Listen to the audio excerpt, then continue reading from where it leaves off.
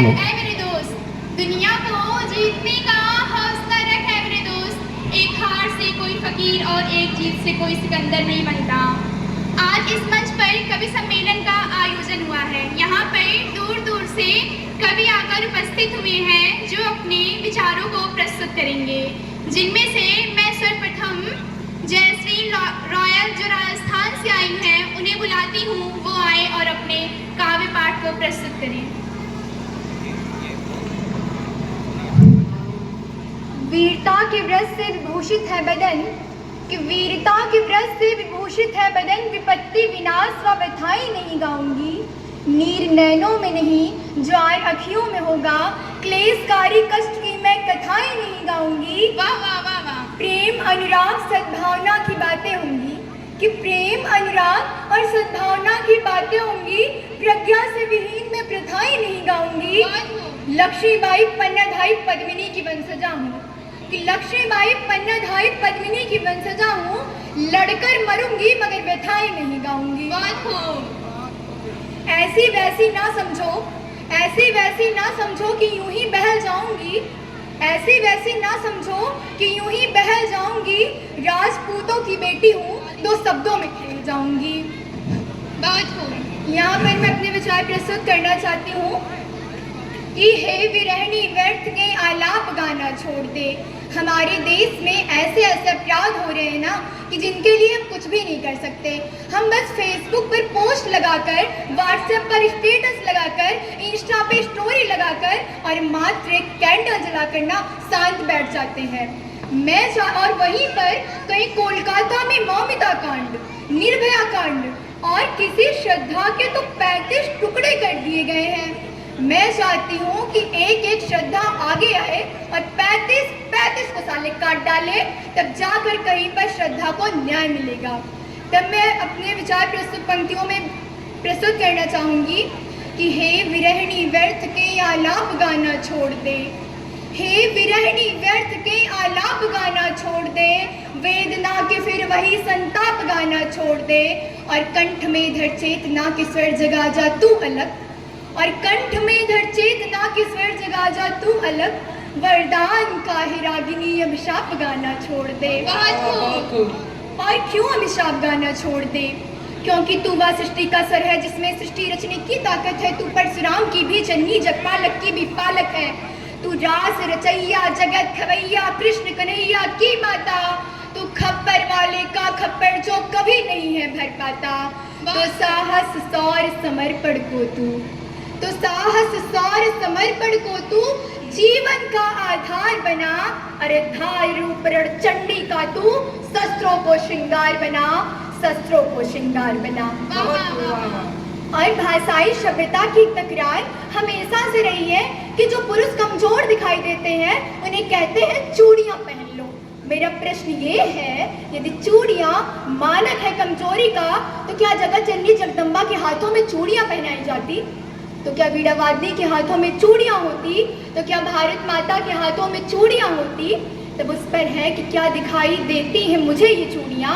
तो सुनिएगा इसी मन के साथ कि कलियों से कोमल हाथों का आधार दिखाई देती है। कलियों से कोमल हाथों का आधार दिखाई देती है, तलवारों के बीच नाचती धार दिखाई देती है। रणचंडी का व रणभेदी वार दिखाई देती है, जगजननी जीवन का सब सार दिखाई देती है। अगणित उन अंगारों का आकार दिखाई देती है, धर्म ध्वजा को हाथ लिए प्रतिकार दिखाई देती है। चट्टाने चिंगारी और अंगार दिखाई देती है, और तुमको चाहे निर्बल का श्रृंगार दिखाई देती हो, लेकिन मुझको ये चूड़ियां हथियार दिखाई देती हैं। और सुनिएगा क्या किया है भारतवर्ष में चूड़ियों ने, तो इसी मन के साथ कि वीरता को बढ़ती इस भारत की भव्यता को करुणा की कलमे सिखा गई ये चूड़ियां। कि वीरता को बढ़ती इस भारत की भव्यता को करुणा की कलमे सिखा गई ये चूड़ियां। पौरुष के परपाटिक पढ़ा गई तो गरिमा की गोष्ठियां लिखा गई ये चूड़ियां। दृढ़ता का वरदान वीरों ने टिकाया, दृढ़ता का वरदान वीरों ने टिकाया, तो धीरता को धैर्य से टिका गई ये चूड़ियां।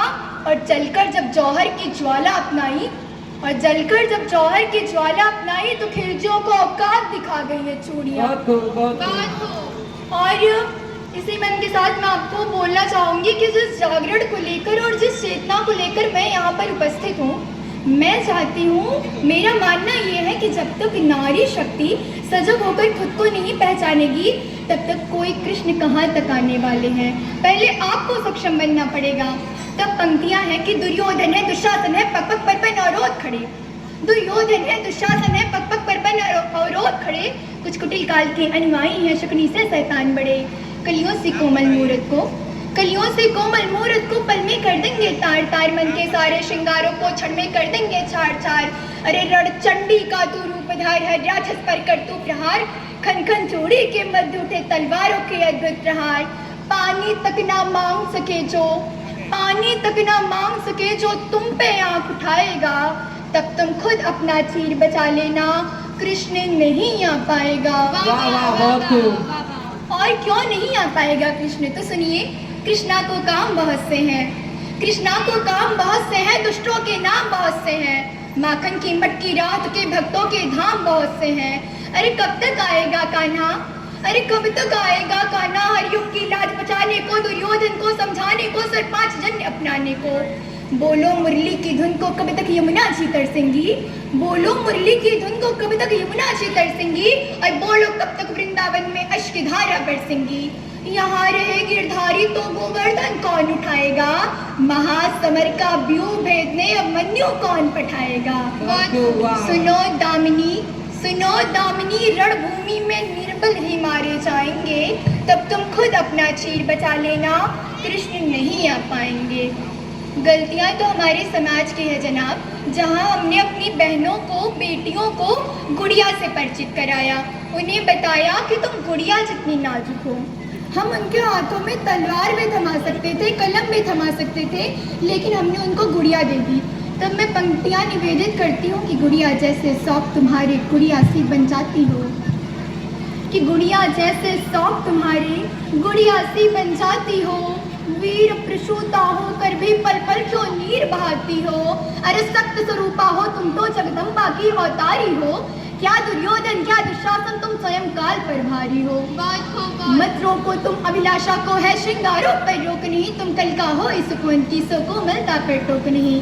मगर वर्जना क्यों करती हो, मगर वर्जना क्यों करती हो, ढालों से तलवारों से, एक बार बस लगन लगा लो मृत नचाती धारों से। चूड़ा चोली चुनरी बिन श्रृंगार पूर्ण नहीं होता, मगर बताओ तलवार बिना क्या रूप अपूर्ण नहीं होता। हर रक्त बीज को रण चंडी का रक्तिम रूप दिखाएंगे, तब तुम खुद अपना चीर बचा लेना, कृष्ण नहीं आ पाएंगे।